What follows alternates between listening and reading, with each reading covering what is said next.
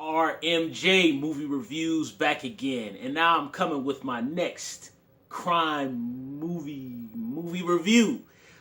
This is a film that, of course, like I always do, I'm gonna digress and bring in nostalgia because, hey, let's face it, that's the reason I love movies. It's all based on my nostalgia from my childhood and all that kind of stuff.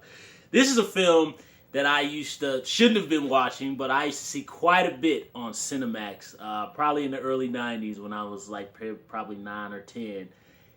Internal Affairs, starring Richard Gere and Andy Garcia from 1990, directed by Mike Figgis. Ooh, this one here, man, this is a good one, y'all.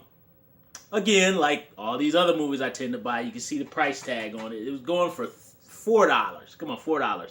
I took some change out the car, and I was at buybacks, and I bought this. Ooh. In my personal opinion, shamefully, guys, digressing, I have never seen Pretty Woman all the way through. I've only seen pieces of it. So my childhood nostalgia of Richard Gere is, I remember Officer and a Gentleman, because they used to air it on television a lot in the 80s. Louis Gossett Jr., trying to get Richard Gere to let his feet drop on the floor, on the ground or whatever, in the torture scene where he's messing with his head. And a film called No Mercy that he did with Kim Basinger, where the guy from the Punisher movie and The Fugitive has that really cheesy, like, gigantic collar and the big old knife. I remember that movie I used to see a lot when I was a kid. And I can't remember. There's a couple of other films I remember him from, but to me, in my personal opinion, I think Internal Affairs is Richard Gere's best role he ever played. Andy Garcia, of course I remember Andy Garcia from The Untouchables. I mean, come on. And Andy Garcia, man, I've always liked Andy Garcia. I really, in particular, think both of their work is very underrated in this film. But, wow. Internal Affairs basically tells the story of I also left out one of the Baldwin brothers is in this. I think this was William Baldwin at the time. Now he's Billy Baldwin, but back then he was William Baldwin. And he starred in Backdraft, and whether you guys are a fan or not, he actually starred in Fair Game with Cindy Crawford. I'm actually going to review that film as a guilty pleasure one day. So either way, Richard Gere plays a regular old beat cop, black and white beat cop. And it turns out him and his partner, played by William Baldwin, Alec Baldwin's younger brother, is up to some unsavory activities. Of course, he's a LAPD detective. This would be 1 year before Rodney King got his butt whooped on camera, and 2 years before the LA riots. Those of us who are old enough to remember those events and saw them on television when they happened. So this film is very fitting in this era. It came out in 1990. And it turns out they're up to some unsavory activities. And Andy Garcia is, you guessed it, he is a police who is a member of Internal Affairs. Who Internal Affairs is meant to investigate unsavory activities. They're meant to police the other police and investigate, cases that are kind of questionable. And, Roseanne's sister, and Skeet Ulrich's mom from Scream 2 is also in this too, playing Andy Garcia's partner. This movie, I don't want to give anything away. I mean, the story is honestly pretty straightforward, but what I love about Internal Affairs in particular is the fact that Richard Gere, these actors all in this film dig very deep here. I mean, and also this movie is released by Paramount Pictures, and it's actually produced by Frank Moncasso Jr. of Friday the 13th 1 through 8 fame of the 80s. He produced this film. But this is pretty much, and it's directed by Mike Figgis, who directed Leaving Las Vegas. I think he directed One Night Stand with Wesley Snipes and Natasha Kinski, I think. But, this is basically directed by an art house film director. And really, this film is an art house film with stars in it. Well, Richard Gere is the star, and Andy Garcia is a star. Everybody else is kind of more independent actors. everybody in this thing you've seen before. Even the bit players, the scumbag characters, you all have seen these guys before. The guy with the craters in his face from The Rookie and Maniac Cop 2. He plays bad guys in every single movie. You'll recognize him. One guy who's in Deep Cover in a lot of episodes of Miami Vice plays Andy Garcia's cousin police officer. He's in it too. Nancy Travis, she was in the Vanishing remake. She's in it too. You guys have seen all these. The guy from The Breakfast Club who played Carl, the janitor guy, he shows up in this too. You guys recognize all these people. But what I love about this film is essentially this is an art house character movie inside of a police thriller. It takes pretty much the conventions of the genre, which is what you expect, which is cops doing unsavory things, you know, unjustifiably killing suspects, there have you, and all that kind of stuff. But it melds in kind of this kind of relationship drama between Andy Garcia and his wife, and it kind of mirrors a little bit of Richard Gere and his wife and other things that I might allude to in the plot. But it kind of becomes this thing about masculine versus what's not masculine. That's kind of what is kind of the underlying theme of this movie, you know? And what I love is that Richard Gere, boy, does he, I'm telling you guys, Wings Hauser in Vice Squad, Nick Nolte in Q&A, Denzel Washington in Training Day. I'm going to review Dark Blue, Kurt Russell, Keanu Reeves in Street Kings. All these guys have played this corrupt role. Cuba Gooding Jr. in Dirty, if anybody ever saw that movie. But Richard Gere, I must say, I think, I can honestly say, I'm going to go out on a whim here. Those of you who are movie fans, I'm going to go out on a whim and say, I think that Richard Gere, between Wings Hauser, Nick Nolte, I think he might be the slimiest. And I'll tell you why. First of all, Wings Hauser in Vice Squad is a pretty, and I'm using all these guys as an example because these are actors who pretty much threw everything to the wind. Wings Hauser threw everything to the wind, Nick Nolte threw everything to the wind, and so does Richard Gere here. The reason I say he's the most slimy is because Wings Hauser, pretty much straightforward psychopath. He murders and abuses everybody that comes in his path with no caution. Nick Nolte, although he's very frightening in Q&A and a brutal psychopath as well, he still has like a police code.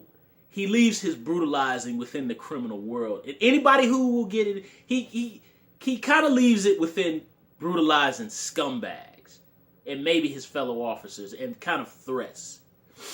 Richard Gere here, this guy will stab his own friends in the back, figuratively and literally. He will have sex with other people's wives. He will hit on other people's wives in front of other men. He will murder suspects, put a knife in their hand. He sleeps with prostitutes. I mean, he's got 8 children and he's married. He will not bat an eye to try to sleep with an internal affairs officer's wife.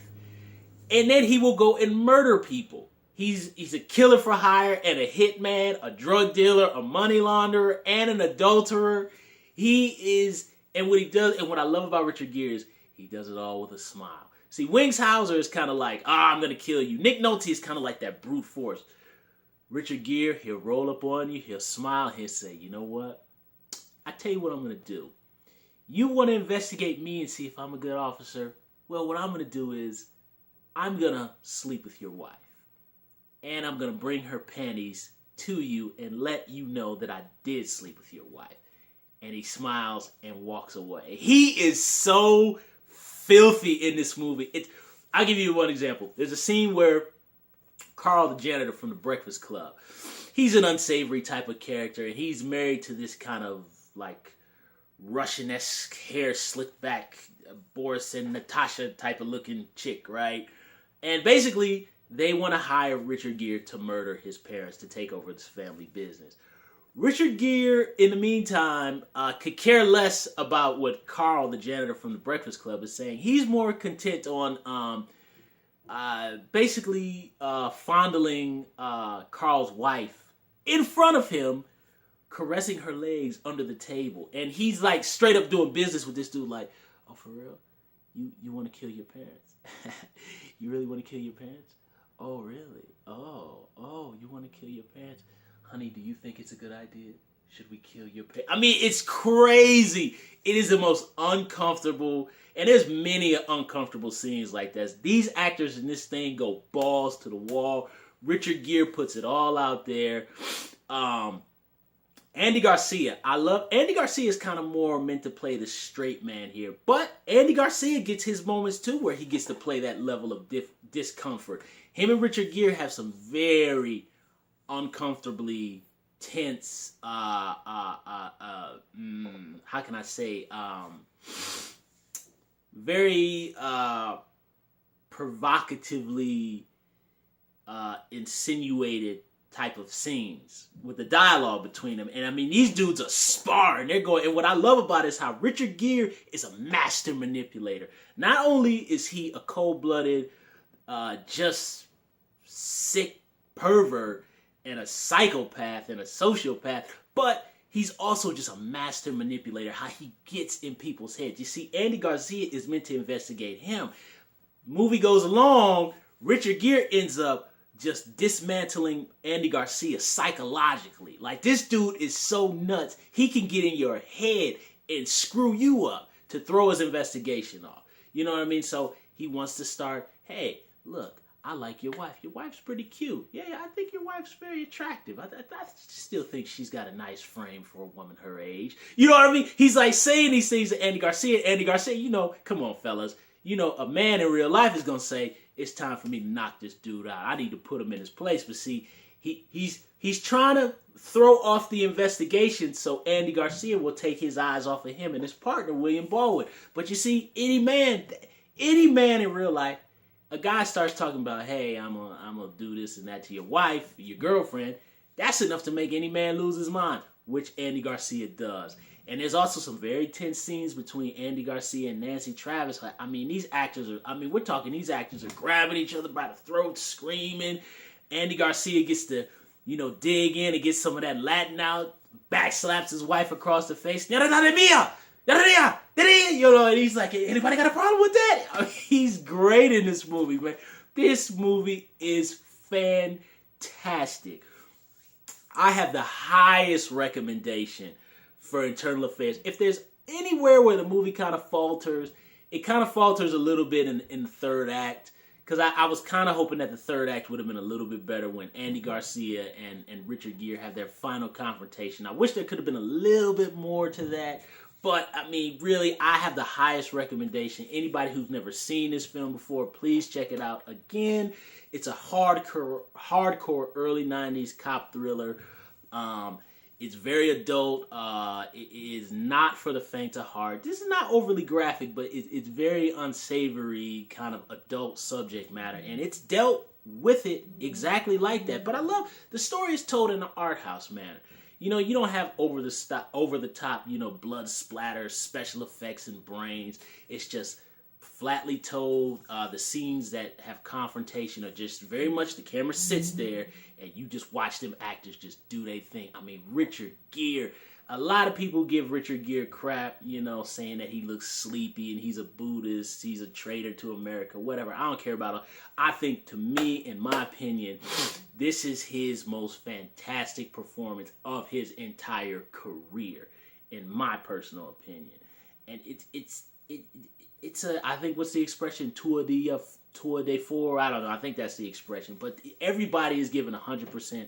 I love this film. This is a solid 10 out of 10. It's got that really late 80s, early 90s feel to it. You can take a look at the car. You can look at Nancy Travis's poofy, permed, late 80s, early 90s hair. It's fantastic. I love this film. Those of you, check it out if you have not seen it. thumbs up the video, subscribe to the channel, share the video, leave comments down below about Eternal Affairs. Those of you who have seen it, those of you who might have just seen it now, who know Richard Gere is just as these poofy doofy romantic comedy things. Check it out. Don't forget to hit that bell. Man, guys, please go check out Eternal Affairs. And those of you guys who subscribe to my channels, who might not have seen the scene, come back and write about the film. Tell me what you thought of it. It's okay if we disagree. That's cool. But come back and tell me what you thought about the film. I'm going to come back with another hardcore cop drama film coming soon. So RJ Movie Reviews. I'll see you guys soon.